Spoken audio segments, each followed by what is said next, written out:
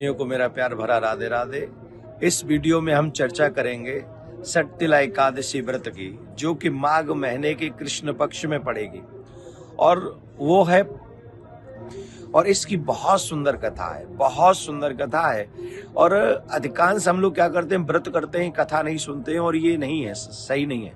हमको कथा अवश्य सुननी चाहिए। तो मैं आपको इस व्रत का क्या महात्म्य है, किसने ये व्रत रखा, ये पूरी कथा सुना रहा हूं। मुझे पता है मैं लेट हूं, पर फिर भी आप इसे ज्यादा से ज्यादा सुने और लोगों को सुनवाएं, जिससे हम लोग इस सटतिला एकादशी व्रत का पूर्ण महात्मा, पूरा जो फल है वो हमें प्राप्त हो सके। तो सुनिए, सटतिला एकादशी व्रत माघ महीने की कृष्ण पक्ष की जो एकादशी है उसे सटतिला एकादशी कहते हैं। युधिष्ठिर ने जब भगवान श्री कृष्ण से पूछा तो भगवान श्री कृष्ण ने कथा सुनाई, और वो कथा ऐसी है कि एक ब्राह्मण पत्नी थी जो पूजा पाठ में बहुत ध्यान रखती थी, बहुत ज्यादा ध्यान रखती थी, बहुत मन उसका रहता था, पूजा पाठ करती थी पर कभी दान नहीं करती थी।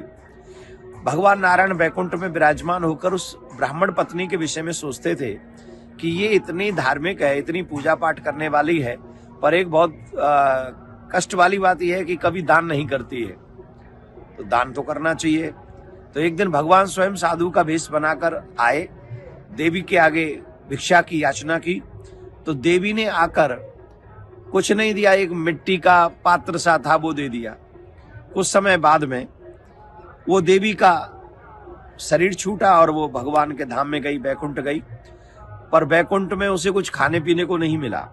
और जब खाने पीने को नहीं मिला तो भगवान से उसने शिकायत की कि मैंने तो पूजा पाठ ही किया, मैंने तो बहुत सारे कार्य किए, पर अब ऐसा क्या अपराध है कि मुझे तो यहाँ कुछ खाने पीने को मिलता नहीं।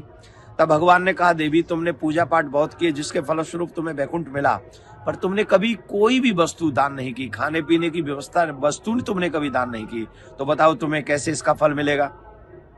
बोले महाराज अब मैं क्या करूं। बोले तुम वैकुंठ की देवियों के साथ में बैठो और सटतिला एकादशी में दान का क्या महत्व है इसको समझो।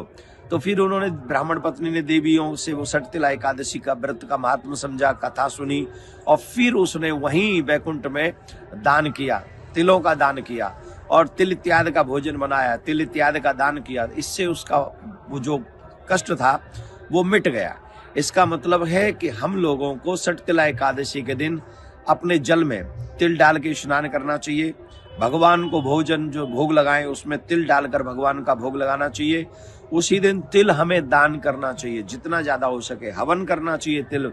इससे क्या होगा कि मनोकामनाएं जो हमारी हैं वो सारी मनोकामनाएं पूर्ण होंगी। तो आप सबसे हमारा निवेदन है, आप लोग सभी सटतिला एकादशी व्रत पर अवश्य इस कथा को सुने, तिल का दान करें, द्रव्य दान करें, वस्त्र दान करें, और याद रखें जो जो वस्तु आप वहां चाहते हैं उन सब वस्तुओं का यहाँ दान करने से ही वो सारी चीजें हमें परलोक में भी मिलती हैं और अन्य योनियों में भी जाना पड़े तो वहां भी मिलती। तो दान करें। तो भगवान की एकादशी व्रत जो 10 साल से बड़े हो गए बच्चे, उनसे करवाना चाहिए, और जब तक वृद्ध अवस्था ना आए और बीमारी न लगे तब तक एकादशी का व्रत करते रहना चाहिए।